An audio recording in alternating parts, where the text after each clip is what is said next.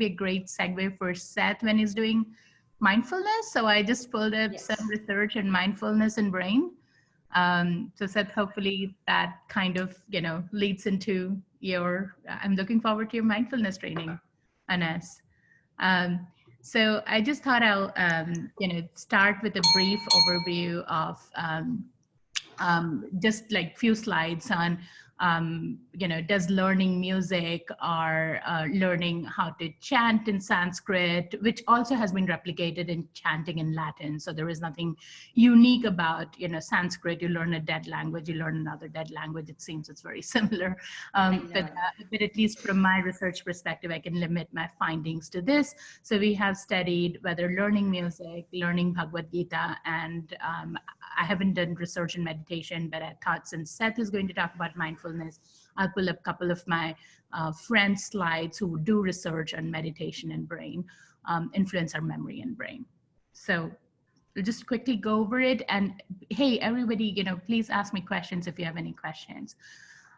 So when we think about music, we think that, oh, music is, very soothing. It's great. It, teaches kids. Also, with this generation, we parents always complain about quick gratification, learning music. There is no quick gratification from it, right? You really have to dedicate hours of it before you actually learn to play well. So if anything, it teaches you this ability to stick to something for a long time. So there has been a lot of history about, how learning music is related to better grades later in school and children. Similar relationships have also been found in chess, which I didn't add, but chess expertise is another domain that we study in our lab. And as you guys know, chess was invented in India. So here we are looking at classical music training, mostly Western classical, but I'm sure it can be translated into other classical as well.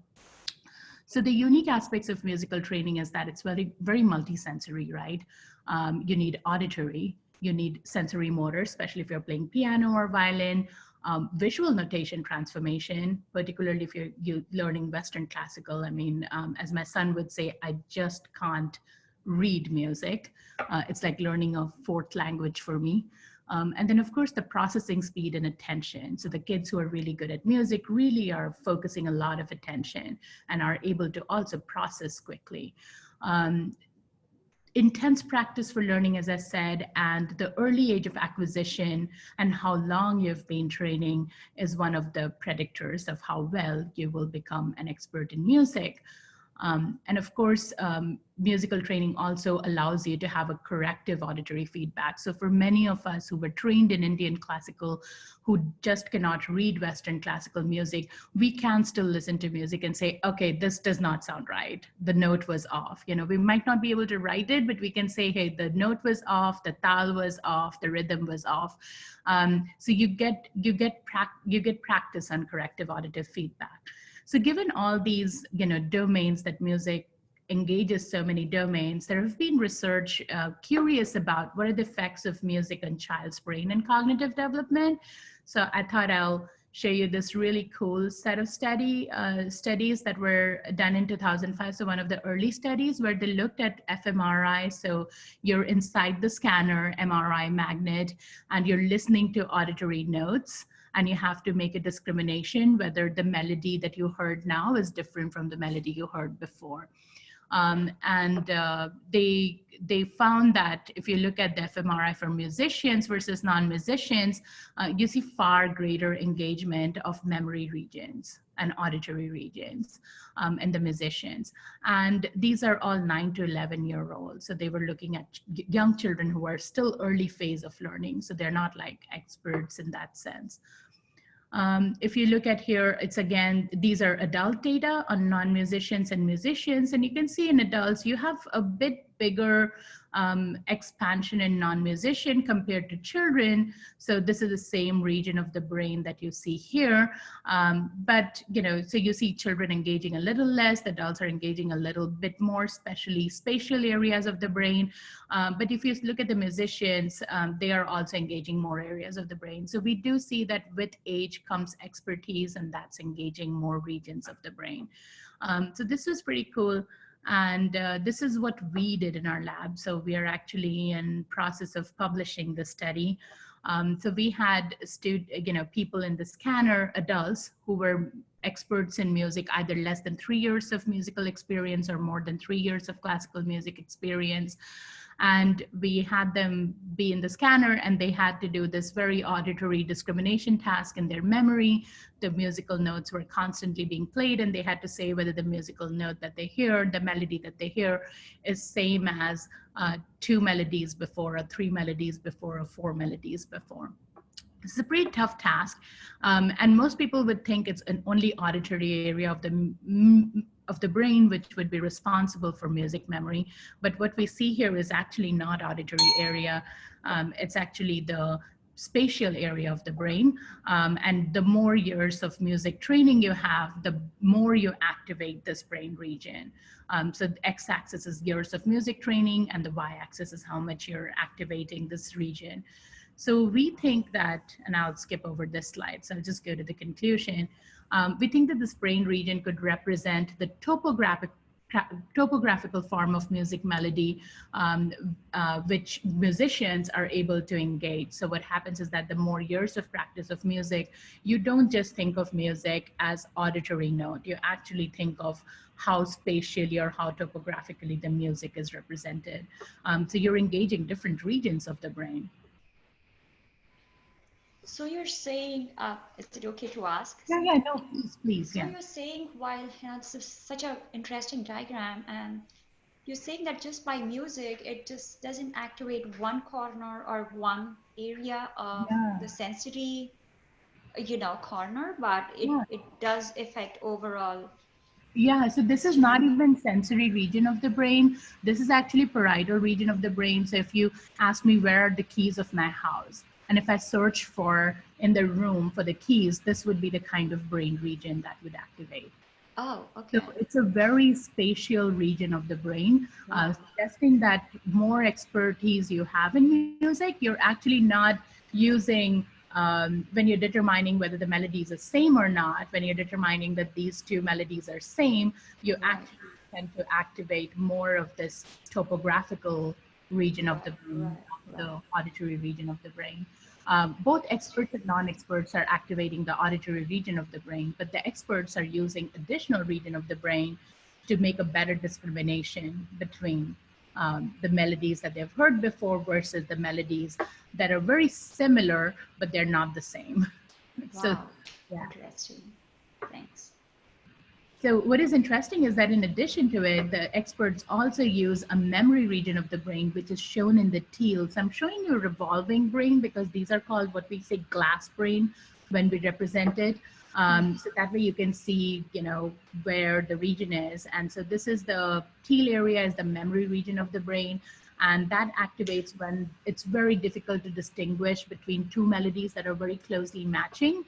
But if it's very easy to distinguish the melody, so we also had some melodies which are very easy to distinguish, like la la la la la la la la la, and then the other one would be la la la la la la, very different. Right, right. So very Interesting. easy to distinguish. Then you do activate more of the auditory area, and again, these are areas that Wow. experts are activating more.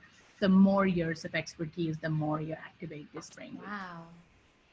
So, that seems to suggest that experts are not only using auditory region for an easier task, but then they are using a memory region for more difficult condition.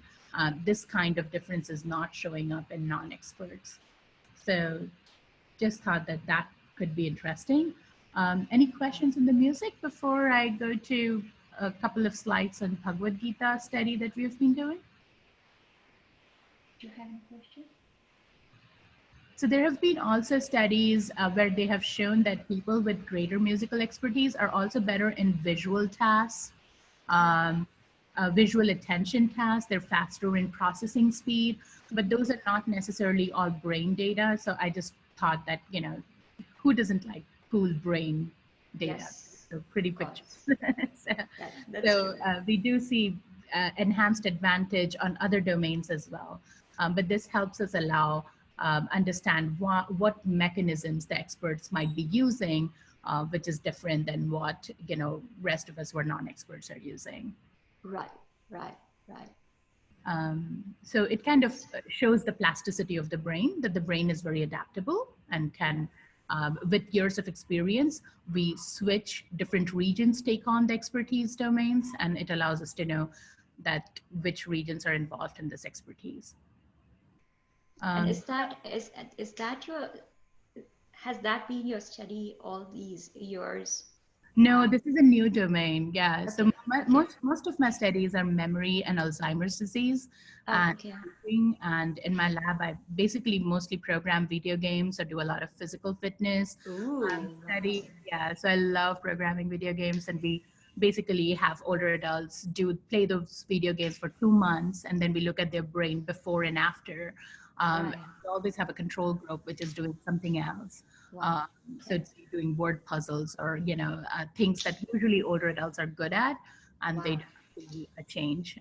And so we compared then the changes in brain Wow. in different groups That's to very see. interesting. That's nice. And then we always want to target Alzheimer's disease, because when I'm seeing older adults, hey kids, I know you guys think we are old, but we're really talking about your great grandparents or grandparents. We're talking about people who are 65 to 90 years of age. Right. So we're looking at the group that is very susceptible to Alzheimer's disease.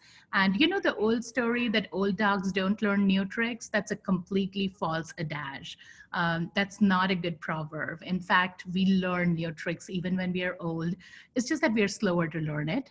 True. But these studies are showing that if you train older adults, of course, they won't be as fast as younger adults, but the benefits that they have in their brain is good enough that maybe we will be able to then push off Alzheimer's disease in future if we can keep our brain, if we can show greater plasticity in the brain.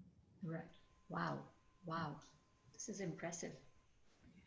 So this is a study we were doing. I was involved. I was asked to do this study by actually a large temple, which is I think in India, and somehow they got hold of me, and I was like, well, I'm not terribly religious, so I was a little uncomfortable doing this study, but they have this huge Bhagavad Gita classes of 700 people all around Europe and India and Wow. everywhere else, and Dallas has one of the big centers, and so they were wanting to know if this learning of Bhagavad Gita, is enhancing memory in children and adults. And this study really came from some of the parents. So the parents reached out to me and they said, after taking these classes, we think our kids are becoming better in memory and intention, and they're being more conscientious. So these parents were, oncologists, doctors in different fields, but they wanted a psychologist to do these studies. So they said, hey, can you, actually study this? Because we have a hunch about it, but we might not be right. So it's just a parental hunch. So I helmed the study. I said, as long as I can do this independently, nobody interferes. Nobody, Yes. That's important. Yeah. So it's, as an independent person, I went in, I said, I don't buy into this, but hey, I'll do it. So there were 3 groups of people. So let me just go over the premise of the study. We wanted to see if taking Bhagavad Gita classes enhanced memory. So in the children, the Bhagavad Gita class is mostly chanting and also remembering 700 shlokas in a period of 9 months. And they have a large exam at the end, and they have to not only write down the shloka, but also write down the meaning of the shloka. And every week, as they learn 5 or 10 shlokas, they also have to use it in their day-to-day life and write a paragraph about how that shloka was useful in their day-to-day life, or some kind of reflection piece. And so it's a very intensive class, as you can see, because you're not only learning to chant, you're learning the meaning of those Sanskrit shlokas, and then you're also trying to apply it. So I thought, okay, this sounds like similar to some of the studies I'd read about learning Latin and chants that could be, that have shown kind of similar effects, but not necessarily on memory, but on, kids' GPA. So my research interest is really memory. So I wanted to see if specific memory, particularly long-term memory in children, could be enhanced with this. But we also needed a control group. So our control group was doing yoga classes and meditation classes. And of course, I thought maybe both groups will improve. There is no reason to believe one over another. But that was the premise of doing the study. So when we started the study, we thought maybe all groups would improve equally, and that's what we told the parents. And then we also had a group of adults who were taking advanced Bhagavad Gita, where they were actually learning the shlokas, but they were learning how to also write and read Sanskrit. So they were not learning it in the English typography, but they were learning it in the Devanagari script.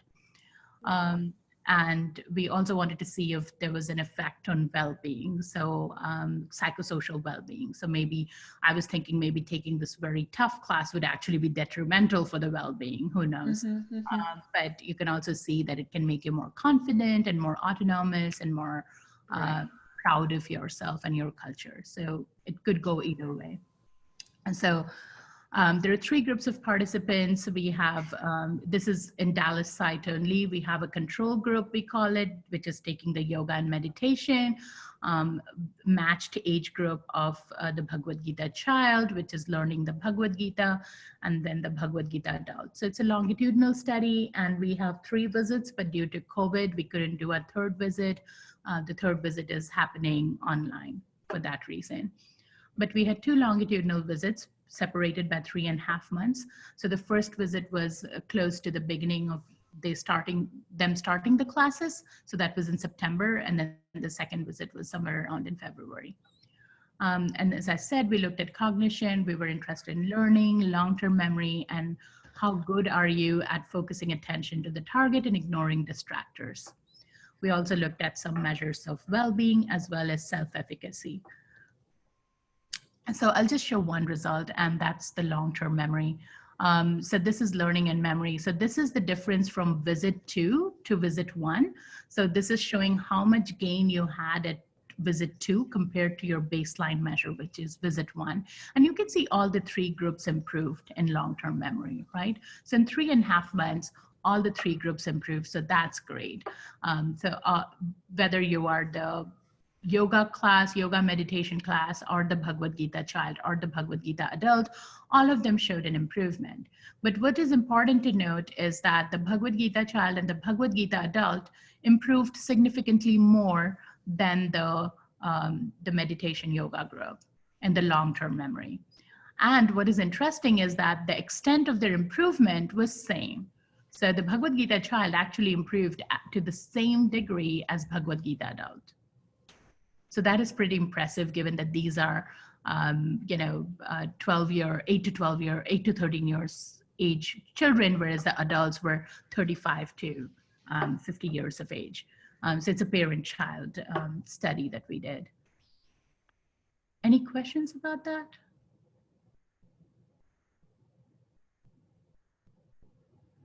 So you were measuring the effects on memory, is that right? Yes. Yes, so we use standardized neuropsychological tests, and we use this memory battery, and we were looking at immediate memory. There was no difference between the 3 groups in immediate memory. Oh, I see. Yeah, but the groups did improve. So everybody improved over 3.5 months. That's not a surprise. We call that test retest effect. If you take a test twice, you would do better in the second time than the first time. So that's less interesting. But what we were trying to look at is group difference. And I was open to, whatever way the group difference goes, because as a researcher, I was not biasing my thought versus one over another. But we did find that the Bhagavad Gita group improved both in learning. So learning is like, how many trials does it take for you to learn the list completely? And also in the long-term memory of remembering these lists. So these are neuropsychological tests, which has nothing to do with Sanskrit. These are standard English neuropsych battery. So is it just help me to understand here. Is it they improve by learning the shlokas or chanting them? Yeah, so basically what we are saying is that this group improved more in that period of 3.5 months than this group. And then and these are matched in age group and gender. These two groups were matched in all the other variables. And also what I didn't show is that their baseline difference in the two groups of children, there was no difference at baseline. So it's Okay. not like, the Bhagavad Gita child was made of like, super, smart kids that they went for this group and therefore they improved more. No, this is Right. not about rich gets richer. So the baseline, there was no difference between these two groups. Gotcha. Adults were doing better than the children. That's not surprising. But what is interesting is that by the end of 3.5 months, the children group are now as good as the adults.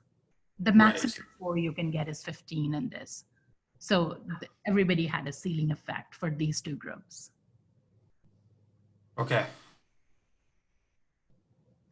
And we're waiting for visit 3, but visit 3 is COVID-19. We couldn't follow it up. So we will have far few people attending it, and we'll see how the results come. But right now we're writing this with visit 1 and visit 2. This is also interesting, Chandra, how this is, it's the things that we were doing in everyday life, like simple things, music, listening to. So this is what I wanted to ask, if when you talk of music, does that also include the music that we listen outside, like natural sounds, like, crickets in the evening or birds singing? And does that have, because they have music is basically vibrations, and or maybe even a truck, honking. Yeah, so I think when we are doing these studies, we are talking about active learning, and I think SET is Okay. same. Okay. So when people do meditation or Bhagavad Gita, or even in this case our yoga group, they're actively learning how to meditate, how to do yoga. Right. Passively listening to something, there is enough evidence to show that active learning of whatever you're learning is far more beneficial than passively. Absolutely. Yeah. It's like watching a TV versus actually directing a show, Wow.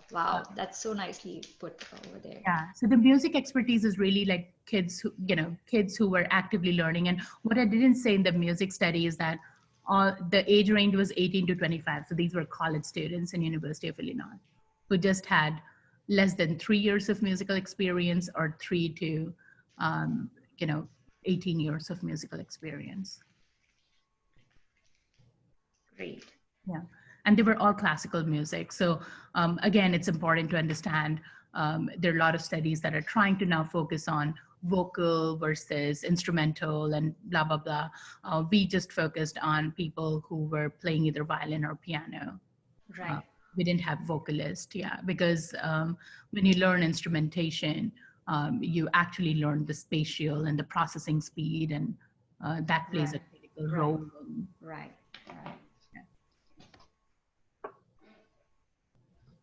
So just one last slide I wanted to talk about a little. I thought it would be a good segue to SET's stuff. So the one other thing that we know coming from South Asia is the influence of meditation in our culture, right? So when we were kids in school back in India, we had to do yoga and we had to meditate. These were standard, every Saturday was like yoga classes for me and meditation. So it was part of our school curriculum, and chess, of course.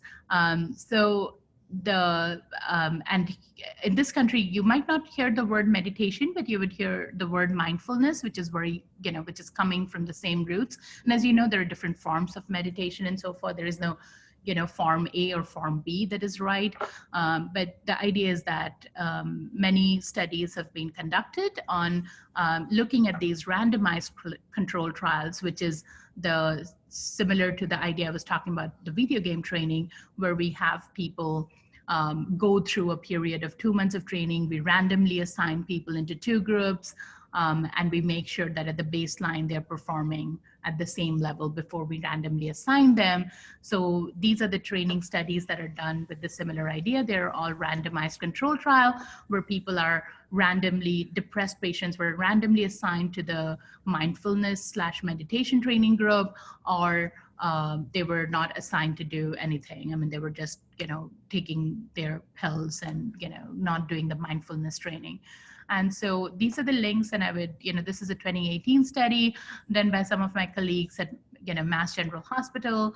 And if you read about it, you would see that it actually changed the brain in the depressed patients, to the extent that you could see that mindfulness effects on depressed patients' brain seems to suggest why you would see benefits from mindfulness training in people with depression.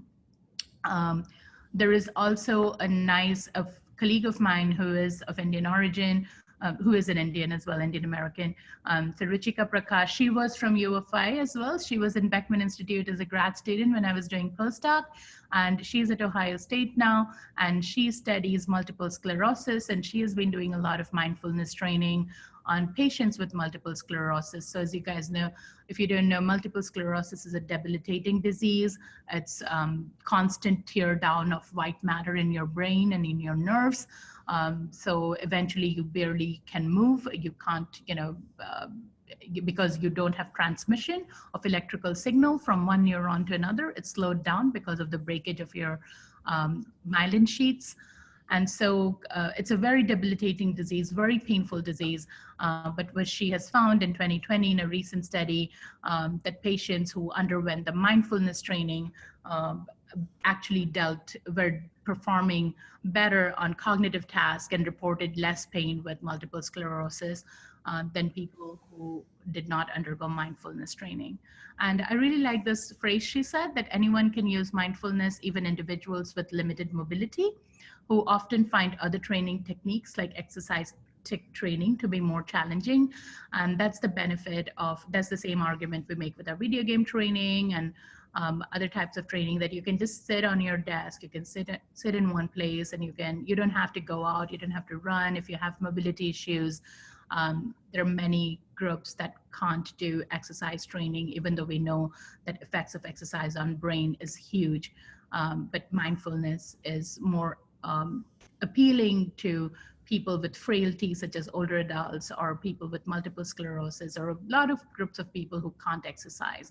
So we really have to think out of box and think about training strategies that might be good for a wider group of people and can be deployed from the comfort of their home. That was my last slide. So I'm ready to take questions. That was a lot of stuff. That was a great presentation. Oh, thank you. Oh, that was wonderful, actually. Many good things we came to know about it. And I was told to just answer questions, and I was like, oh, I think I need a little summary to start out with, so that we did want. Yeah, go ahead, Kate. Sorry, I just have one question. I'll just adjust my screen first. Yeah. So maybe I missed it, or when you were saying it was about Bhagavad Gita and all. So my question was like, is it only with the Bhagavad Gita shlokas, or it's like any kind of shlokas or mantras what we chant in our, like mainly in Indian houses we do that, right? Yeah, so I really don't know because as a researcher, I'm never going to go beyond my limited findings. Okay. We are extremely conservative about that. What I can say is that this, as I said, in this program, these kids learn intensive shlokas, 700 shlokas in 9 months. They also have to learn the meaning of the shlokas. Not just right. And I think that was the reason I was interested in, because I'm like, that's memory, right? I mean, you're not only learning a foreign language, a dead language on top of it, because it's Sanskrit. So learning Latin, learning Sanskrit is so difficult because these are dead language. Right. Then you have to learn the meaning of the shlokas, and then every week they had to think about how that shloka applies to their real life. Right. So I think, and the yoga people were also doing the same. When they were doing mindfulness training and yoga, they had to do the training, but then they also had to think about every week the reflection piece on how does this mindfulness training affect them. Like I think Deepa was asking, like about the sounds and noises, and they had to kind of so I think both the training were very rich, and therefore when I went into it, I thought it can swing anyway. Both showed improvements, and in many domains, both groups showed equal improvements. I showed you the one where we found greater improvements in the Bhagavad Gita group versus the mindfulness training / yoga group. which was directly related to long-term memory of remembering math equations, remembering unrelated English words, neuropsychological tests, which could be related to your better performance with memory. Right. Yeah. Okay. Okay. Thank you.